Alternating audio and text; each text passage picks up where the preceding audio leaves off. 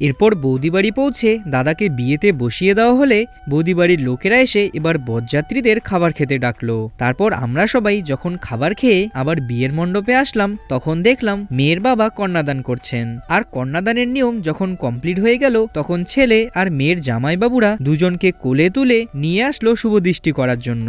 তারপর দাদা বৌদির একে অপরের শুভদৃষ্টি আর মালা বদল হয়ে গেলে এবার দুজনকে বিয়েতে বসিয়ে দেওয়া হলো। এবার একে একে বিয়ের হোম হলো আর হোমের আগুনে ভাইয়ের হাতের খই 3 বার আগুনে দেওয়া হলে দাদা বৌদির বিয়ে কমপ্লিট হয়ে গেল। আর তোমরা হয়তো ভাবছো সিঁদুর না পরাতেই কি করে বিয়ে কমপ্লিট হলো, তার কারণ হচ্ছে বৌদি বাড়ির নাকি নিয়ম আছে বিয়ের দিন সিঁদুর পরানো নেই। কালকে যখন দাদা বাড়িতে দুজনকে স্নান করানো হবে সেই সময় দাদা বৌদিকে সিঁদুর পরিয়ে দেবে। এরপর নবদম্পতির সঙ্গে সঙ্গে দুই বাড়ির লোকেরা মিলে এবার মণ্ডপের চারিদিকে বাজনার তালে তালে 7 পাকে ঘোরা শুরু করলো। তোমাদের পরিবারে কবে সিঁদুর পরানো হয় কমেন্ট করে জানিও।